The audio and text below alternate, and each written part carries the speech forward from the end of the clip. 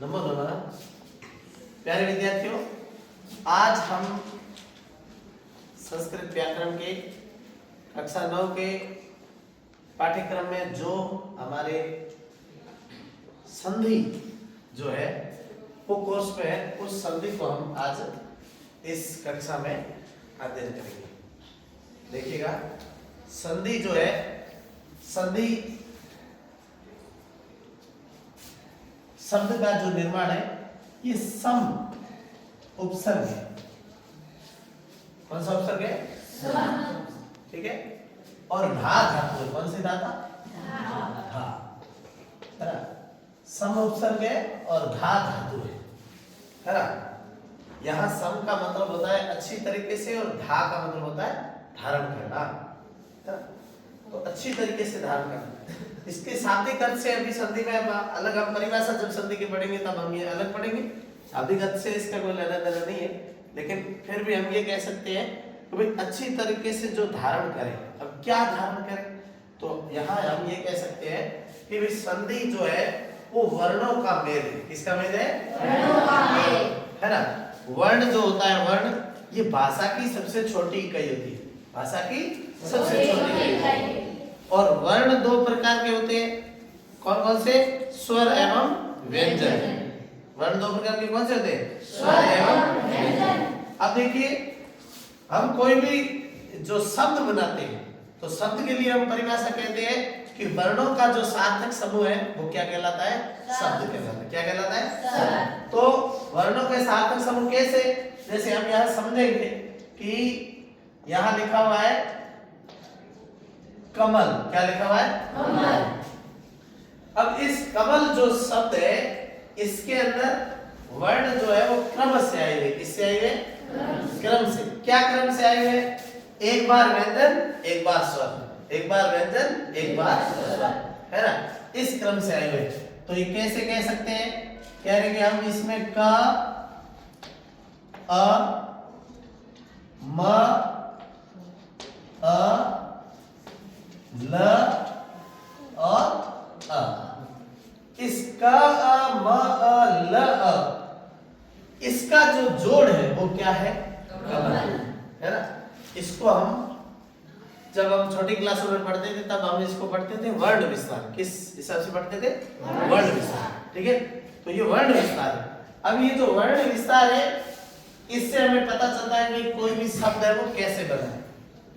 ठीक है, अब यहाँ आपको ध्यान ये देना है कि जो व्यंजन है वो हमेशा आधे ही होते हैं। कैसे होते हैं? आधे। आधे होते हैं, यानी व्यंजन पूरा नहीं होता। व्यंजन की परिभाषा आपको वर्ण के अंदर स्वर और व्यंजन की अलग अलग परिभाषा पूछे, उसमें व्यंजन की परिभाषा पूछे तो हम व्यंजन की परिभाषा ये देते हैं कि जो स्वर की सहायता से बोले जाते हैं ऐसे वर्णों को व्यंजन वर्ण कहते हैं। और स्वर जो होते हैं वो अपने आप में पूरे होते हैं। स्वर क्या होते हैं? और संस्कृत में स्वर के लिए परिभाषा है स्वयं राजन्ते इति स्वराः, यानी स्वयं जो विराजित है, स्वयं जिनका अपना अस्तित्व है, जो खुद में पूरे हैं, वही स्वर है।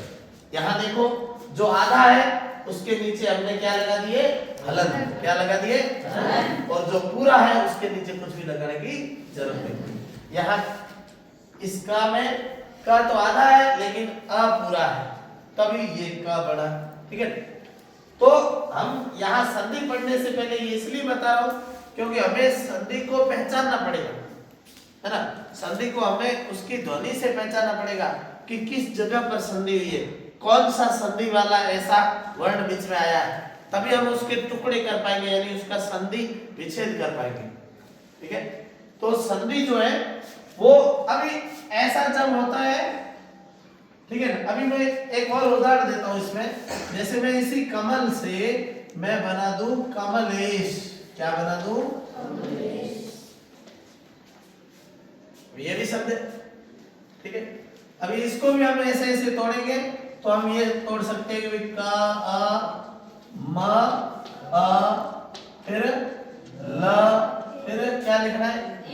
ए, फिर क्या लिखना है? फिर अभी यहां भी क्रम वही है, लेकिन यहां कोई एक संधि का स्वर आ गया है। किसका स्वर आ गया है? संधि का। अब वो संधि का स्वर कौन सा है, तो ये हमें पता करना पड़ेगा कि संधि के स्वर कौन से थे। संधि जब पढ़ेंगे जब हमें पता चलेगा। यहाँ संधि का स्वर है ए। कौन सा है? ए। ठीक है। और ये जो संधि का स्वर है ये किससे मिलकर बनता है, तो हम ये कह सकते हैं कि ये जो ए का है वो निर्माण अ या आ से जब ई या ई जुड़े तो ऐसी स्थिति में क्या बन सकता है? ए। क्या बन सकता है? ए। तो हम आगे वाले जो टुकड़ा है इस कमल में हम कमल जोड़ते हैं या कमला जोड़ते हैं। ठीक है। तो हम ये कह देंगे कमल प्लस पीछे वाले टुकड़े में हम क्या जोड़ेंगे? छोटी या बड़ी। तो ये कमल प्लस ईश ऐसा टुकड़ा नहीं होता है। जो टुकड़ा होगा वो होगा कमला प्लस बड़ी ई से ईश, है ना। तो ये कमले शब्द का जो टुकड़ा बनेगा वो बनेगा कमला प्लस या धन ईश। क्या बनेगा? कमला धन ईश। अब कमला किसका नाम है, तो कमला नाम है लक्ष्मी का। किसका नाम है? लक्ष्मी का। और ईश का मतलब है स्वामी, पति, है ना। तो लक्ष्मी का जो पति है, कमला का जो ईश है वो कमलेश है। कौन है? कमलेश। कमलेश है। लक्ष्मी कौन है? धन की देवी लक्ष्मी, है ना, उसका नाम है कमला। और ये कमला का जो स्वामी है वो कमलेश है। तो बताओ कमलेश किसका नाम हो सकता है? लक्ष्मी का पति कौन है? लक्ष्मी का पति कौन है? कौन सा भगवान? विष्णु भगवान। कौन सा भगवान? विष्णु भगवान। तो ये कमलेश किसका नाम है? विष्णु भगवान। ठीक है। अभी देखो मैं इस तरीके से मैं अगर आपको संधि पढ़ाऊंगा तो संधि समझ में नहीं आएगी। तो हम एक जो व्याकरणिक तरीका है संधि का, उस तरीके से हम संधि को पढ़ेंगे। पहले हम संधि को नाम देंगे, फिर संधि का नियम लिखेंगे, फिर उस नियम को उदाहरण पे लागू करेंगे। तो इस तरीके से हमें संधि समझ आएगी। इस तरीके से संधि समझ में ये तो वो तरीका है जिससे हमें पता चले कि भाई इस, अब मैं कह दूं भी कमल में कौन सी संधि है, तो हम बता नहीं सकते क्योंकि इसमें संधि हुई नहीं।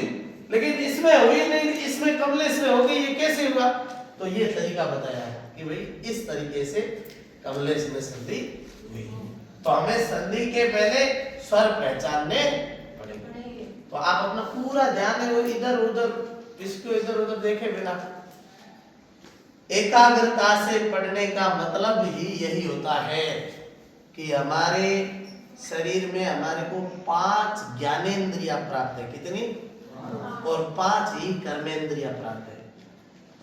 जब हमारी 5 ज्ञानेंद्रियां वो एक ही जगह स्थित होती है और एक ही जगह स्थित होने के बाद में हम अगर बिना कोई हलचल किए, है ना, बिना कोई इधर उधर का सोचे, जब एक ही जगह बैठ करके कोई भी चीज ग्रहण करते हैं, कोई भी चीज करते हैं, कोई भी कार्य करते हैं, तो वह कार्य हमारा बिल्कुल सफल होता है। उसको कहते हैं एकाग्रता से पढ़ना। और विद्यार्थी के जीवन में ये होना चाहिए। अब आपकी 5 ज्ञानेंद्रिय कौन सी है? तो सबसे पहले जो ज्ञानेंद्रिय है वो है आंख। क्या है? आंख से हम क्या क्रिया करते हैं? देखते हैं। ठीक है। दूसरी ज्ञानेंद्रिय वो है कान। कान से? कान से हम क्या करते हैं? सुनते हैं। ठीक है। तीसरी ज्ञानेंद्रिय वो कौन सा है? नाक। नाक से हम क्या करते हैं? श्वास लेते हैं या सूंघते हैं। क्या करते हैं? सूंघते। ठीक है। और चौथी ज्ञानेंद्रिय वो कौन सी है? मुख। क्या है? तो मुख से, मुख में भी मुंह नहीं बल्कि जीभ। क्या है? जीभ। तो जीभ से हम क्या करते हैं?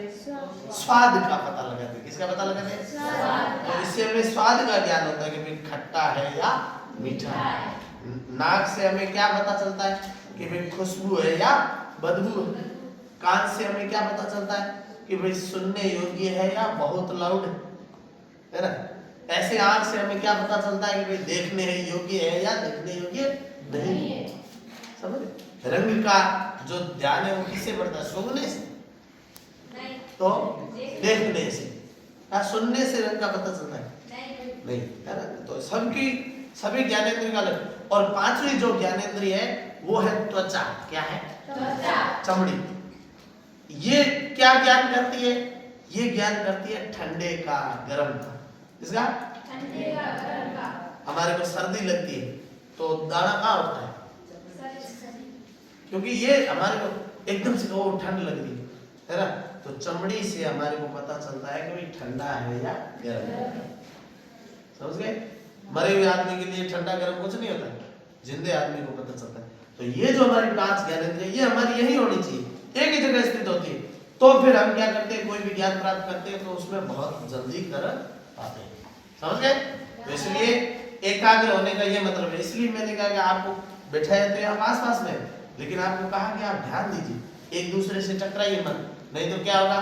आप पढ़ रहे होते हैं तो आपका पड़ोसी आपके पैन से गुदा करता है, यानी आपकी चमड़ी से आपको पता चलता है कि मेरे को किसी ने गुदा किया, तो आपका जो दिमाग है वो तुरंत उस जगह से हट जाएगा, तो एकाग्रता चली जाती है। ऐसे ही विद्यार्थी होते हैं जो क्या करते हैं? पढ़ते क्लास में एक ही टीचर से, एक जैसी किताब से, एक ही जगह बैठ करके, लेकिन परसेंटेज सबके अलग अलग आते। क्यों? क्योंकि वो एकाग्रता नहीं रखते। इसलिए मैं कह रहा हूँ पूरी तरह से यहाँ कनेक्ट रहिए। अभी मैंने नाम बोला कि लक्ष्मी का पति है, तो सारे लक्ष्मी की तरफ देख रहे कि कोई लक्ष्मी तो नहीं है। अरे वो आपका दिमाग फिर इधर, जो कि आपको ये वाला चीज समझ में नहीं आएगा। इसलिए ये बहुत ध्यान से सभी विद्यार्थी इस बात का बिल्कुल ध्यान रखा करें कि जब आपको कहा जाए कि भाई आप इधर कहो, ऐसे देखो, ऐसे समझो, तब आपको करना। बाकी आपको इधर उधर की बिल्कुल सोचनी, तभी है वो हमें कॉन्सेप्ट है वो समझ में आएगा। तो ये संधि पढ़ते समय आपको बिल्कुल नियमों की तरह ध्यान रखना। जिंदगी में एक ही बार संधि पढ़नी पड़ेगी, दोबारा कभी भी पढ़नी नहीं। संस्कृत में पढ़ ली तो हिंदी में भी फिर पढ़ने की जरूरत नहीं है, क्योंकि ये व्याकरण इतनी प्रमाणिक। ठीक है? तो आपके कोर्स में जो जो संधि है, तो संधि के हम मुख्य रूप से 3 प्रकार का करते हैं। कितने करते हैं? 3। पहला जो संधि का प्रकार है वो है स्वर। कौन सा? स्वर। स्वर संधि को संस्कृत में बोलते हैं अच संधि। कौन सी संधि? अच संधि। क्योंकि मैंने इससे पहले की क्लास में आपको बताया कि सबसे पहले मैंने आपको माहेश्वर सूत्र पढ़ाए, और माहेश्वर सूत्रों के बाद में मैंने आपको प्रत्याहार पढ़ाए। क्या पढ़ाए थे? प्रत्याहार। और प्रत्याहार में मैंने पढ़ाया था कि अच एक प्रत्याहार है जिसके अंतर्गत सारे स्वर आते हैं, इसलिए स्वर संधि को कौन सी संधि कहते हैं? अच संधि। ऐसे ही दूसरा इसका भेद है वो है हल संधि। कौन सी संधि? हल भी एक प्रत्याहार है जिसके अंतर्गत क्या आते हैं? सभी व्यंजन। क्या आते हैं? व्यंजन। तो ये हल संधि। और तीसरा इसका भेद है वो है विसर्ग संधि। कौन सा संधि? विसर्ग संधि। विसर्ग नहीं, विसर्ग बोलो। विसर्ग। विसर्ग संधि, ये विसर्ग संधि। ठीक है? तो ये विसर्ग संधि, स्वर संधि और अच संधि, हल संधि और विसर्ग संधि। अभी आपके जो कोर्स में है वो इसमें से कौन सी संधि नहीं है? हल संधि नहीं है। ये कक्षा 10 के जो सिलेबस में है वो हल संधि है। तो आपको कौन सी पढ़नी है? स्वर संधि की 4 संधियां पढ़नी। कितनी पढ़नी है? 4। और विसर्ग संधि की भी आपको 4 संधियां पढ़नी है। तो आज हम स्वर संधि पर चर्चा करेंगे। तो स्वर संधि में 4 संधियां कौन कौन सी है? स्वर संधि में 4 संधियां कौन कौन सी है? सिलेबस में देखो, एक तो आपके गुण संधि। कौन सी संधि? गुण संधि। गुण संधि, गुण संधि। एक है आपके यण संधि। कौन सी संधि? यण संधि। एक है वृद्धि संधि। कौन सी संधि? वृद्धि। और एक है आपकी दीर्घ संधि। कौन सी संधि? दीर्घ, गुण, वृद्धि, यण और यण। देख लो एक बार सिलेबस में, यही 4 संधियां है। हां सर, देखो ये 4 है। तो पहले हेडिंग डाल दीजिए आप, दीर्घ स्वर संधि, दीर्घ अच संधि या दीर्घ स्वर संधि। पहले हेडिंग डाल दी सभी ने? लिखेगा जब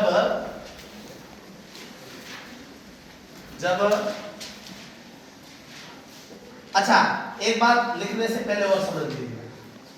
संधि जो है वो संधि कार्य कहाँ होगा? तो संधि कार्य यानी संधि जब हम संधि दो वर्णों का मेल होता है, ये होता है संधि की परिभाषा। हिंदी में क्या पढ़ते? दो वर्णों का मेल।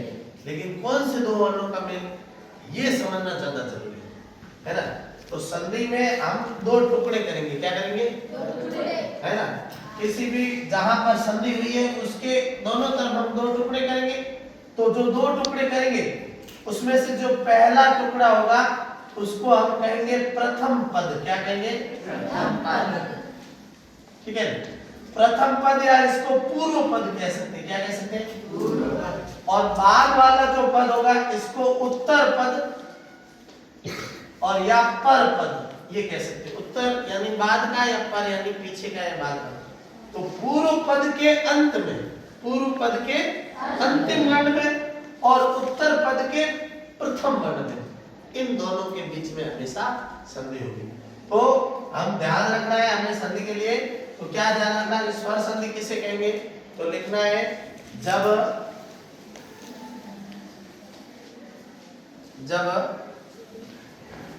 पूर्व पद के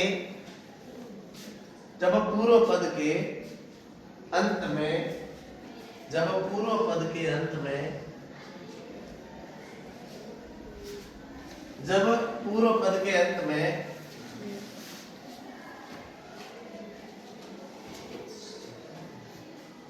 तथा उत्तर पद के प्रारंभ में, उत्तर पद के प्रारंभ में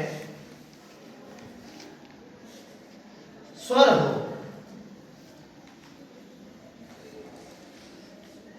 तो वहां स्वर कोष्टक में लिख देना अच संधि होती है। तो वहां स्वर कोष्टक में लिखना है अच संधि होती है।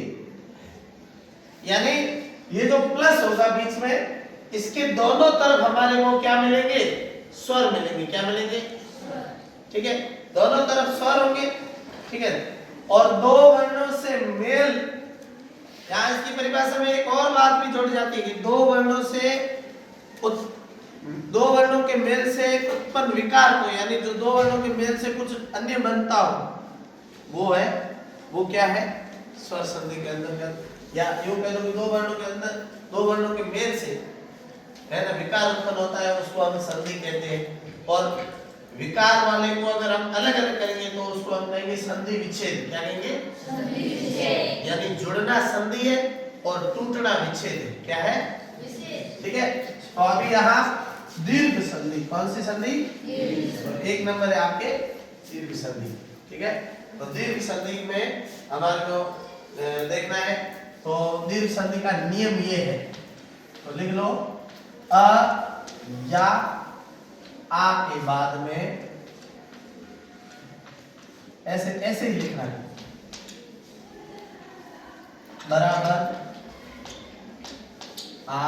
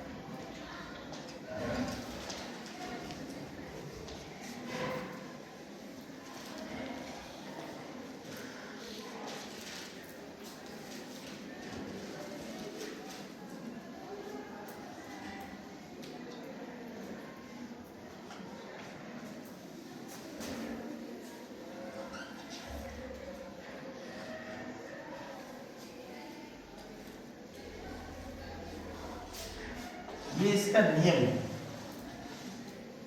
इस नियम को आप ऐसे आलेखीकरण कर सकते हैं, लिख सकते हैं।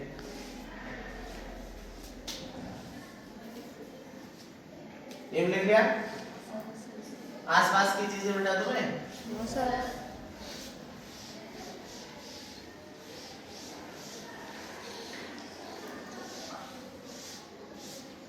देखिएगा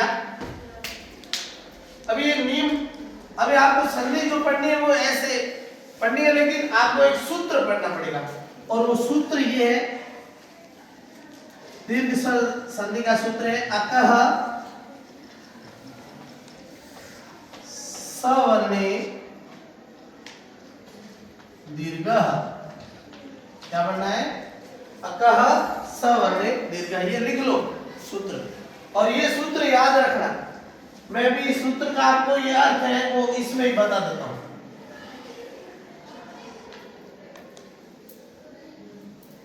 अकह सवर्णे दीर्घ लिख लिया।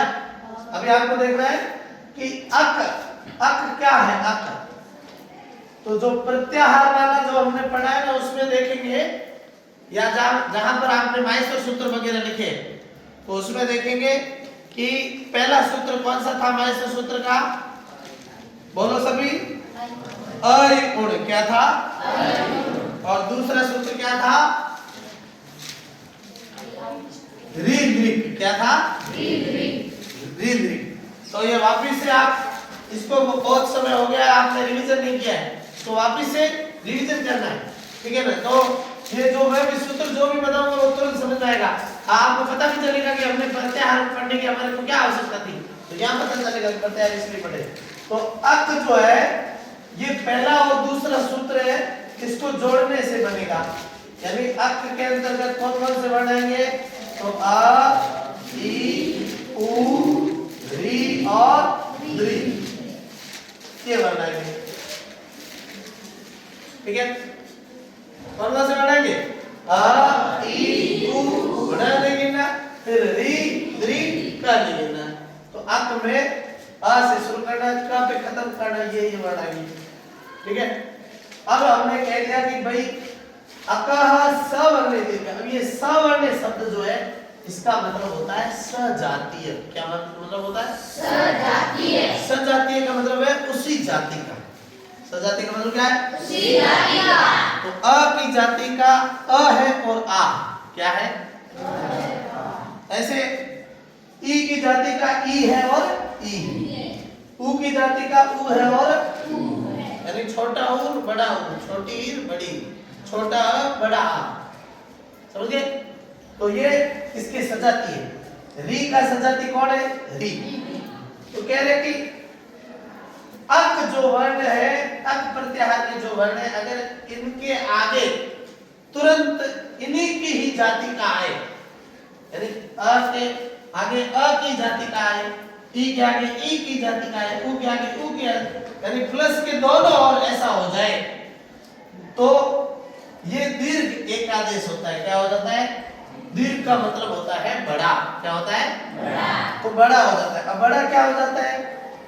अ है वो जोड़ करके हो जाता है, अ से अ जोड़ करके हो जाता है आ, अ से आ जुड़ता है तो भी आ होता है, आ से अ जुड़ता है तो भी आ होता है, आ से आ जुड़ता है तो भी आ होता है।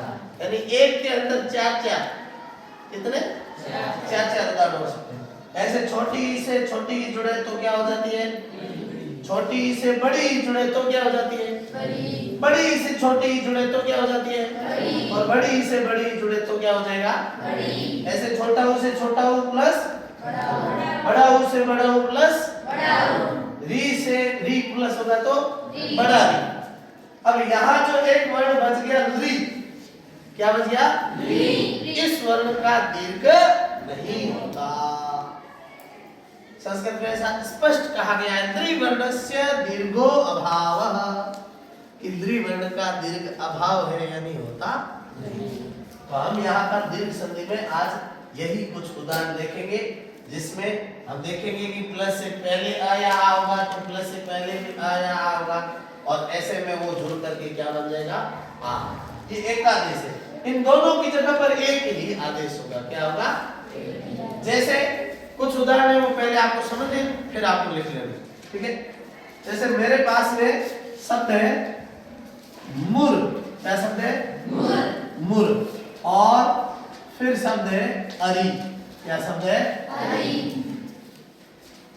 अब देखिए मुर के र में क्या है?